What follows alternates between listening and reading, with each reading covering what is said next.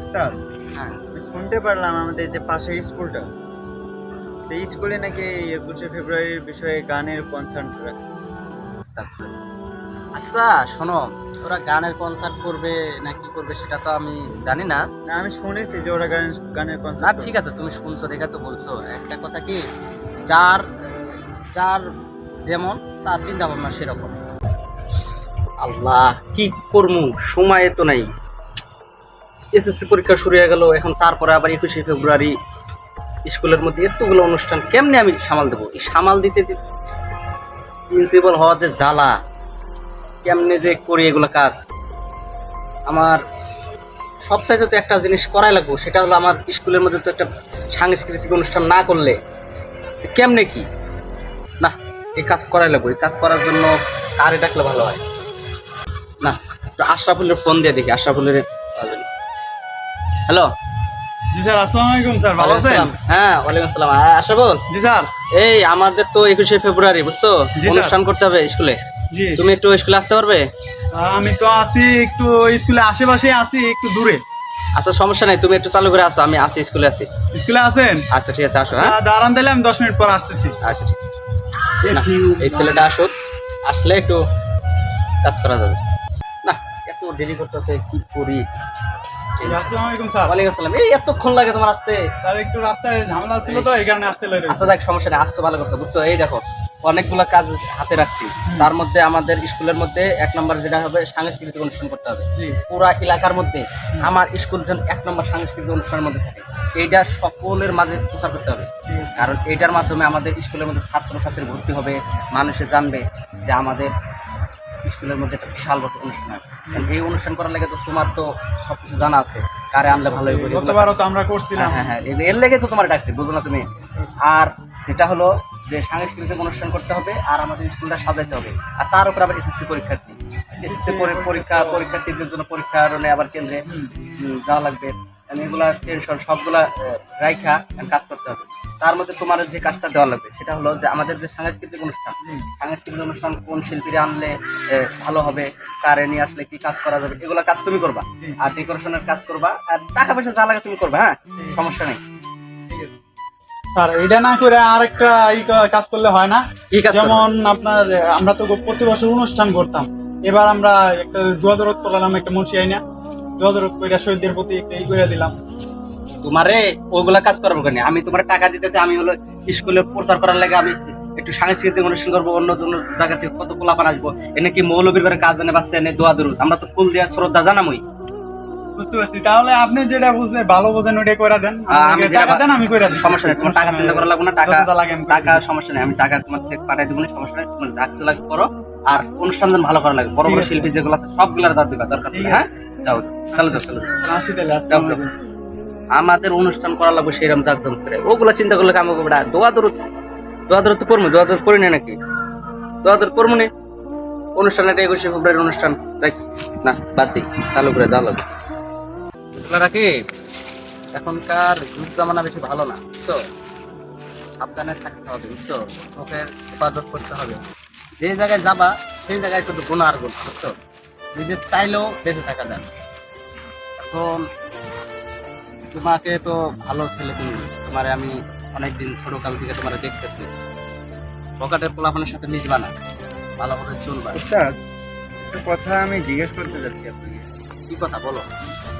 মনে করলো আর কি, কথাটা হইতেছে সামনে 21শে ফেব্রুয়ারি। ও হ্যাঁ হ্যাঁ, 21শে ফেব্রুয়ারি। তো এই 21শে ফেব্রুয়ারি বিষয়ে তো অনুষ্ঠান করা দরকার। হ্যাঁ, আমরা প্রতিবারে যেমন করি এরকমই করব। তুমি তো জানোই যে আমাদের মাদ্রাসার মধ্যে কোরআনের খতমের আয়োজন করা হয় এবং দোয়া মাহফিল করা হয়।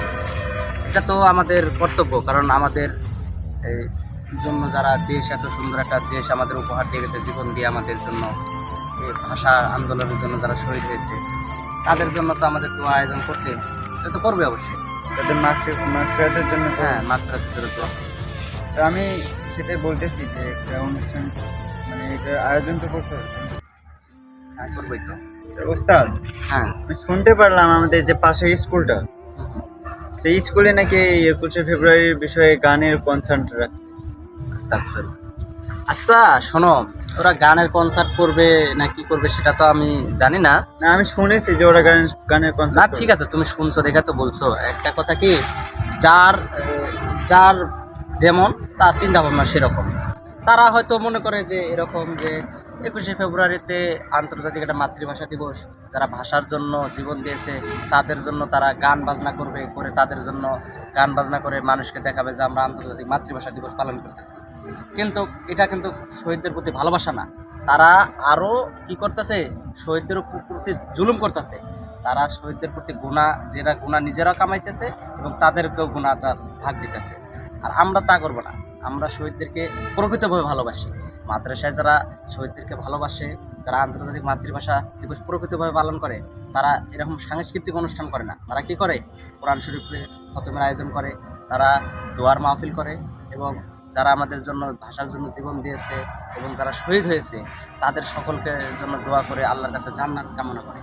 এতে কি হয় জানো, এতে তাদেরও আল্লাহ তাআলা উচ্চ মাকাম জান্নাতের দান করবে হয়তো, বা তাদেরও ছেলে আমাদেরকেও আল্লাহ তাআলা মাফ করে দিতে পারে। বুঝতে পারছো?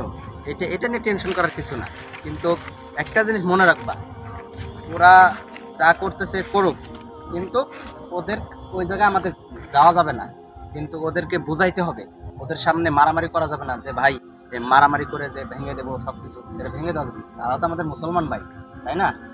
কিন্তু তাদেরকে বুঝাইতে হবে। তুমি যদি তাদেরকে না বলো এগুলা যে এগুলা ভালো না, এগুলো ঠিক না, তাহলে তুমিও গুনাহগার। বুঝতে পারছো? এই জন্য আমাদের উচিত তারা যদি আমাদের এরকম দোয়ার মাহফিলের পাশে, বা 21শে ফেব্রুয়ারি বলো, আন্তর্জাতিক মাতৃভাষা দিবস বলো, বা 16ই ডিসেম্বর বিজয় দিবস বলো, যে কোনো অনুষ্ঠানে যদি তারা অনুষ্ঠান এরকম করতে চায়, তাদেরকে আমাদের আগে বোঝানো উচিত যে এগুলা অনুষ্ঠান, সাংস্কৃতিক অনুষ্ঠান না করে যেন আমরা তাদের জন্য দোয়ার আয়োজন করি, তাদের জন্য মিলাদ মাহফিল করি। বুঝতে পারছো? এটা তাদেরকে বোঝানো, যেহেতু আমাদের স্কুলে পাশে, আমরা তাদেরকে এটা বোঝাবো। কি বলো তুমি? তুমি তাহলে চলো আমরা করি। আর আমাদের যে স্কুল মাদ্রাসার যে অনুষ্ঠান করার কথা বললাম তোমারে, এগুলা কাজগুলো একটু দেখো। কাজগুলো আমি দেখি না, সবার দাওয়াত দিও। হ্যাঁ, আমি দাওয়াত সকলকে দাওয়াত দিও যে আমাদের আমার পাশের মাদ্রাসার উস্তাদকেও আমি দাওয়াত দিই। তুমি এটা বলে রেখো। তাহলে আমাদের অনুষ্ঠান, যদি আমাদের মাদ্রাসায় অনুষ্ঠান আমরা করি, তাহলে অনেক মানুষ ওই জায়গায় আসার কারণে আমরা তাদেরকে বুঝাইতে পারবো যে সাংস্কৃতিক অনুষ্ঠান করাটা ঠিক না। হ্যাঁ, আচ্ছা ঠিক আছে, তুমি চলে যাও, আমি মাদ্রাসায় দিচ্ছি। হ্যাঁ, ওয়ালাইকুম আসসালাম। আসসালামু আলাইকুম রহমতুল্লাহি ওয়া বারাকাতুহু। প্রিয় দর্শক, আপনারা দেখতেছেন ফরফ্রেন্ড এন্টারটেইন।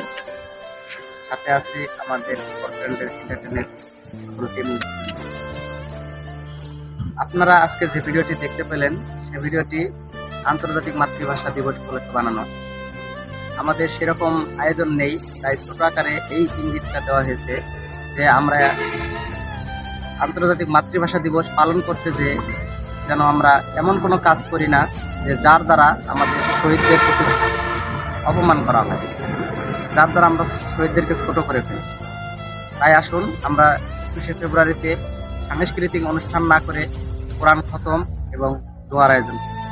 ধন্যবাদ। ভিডিওটি ভালো লাগলে লাইক, কমেন্ট, শেয়ার করুন।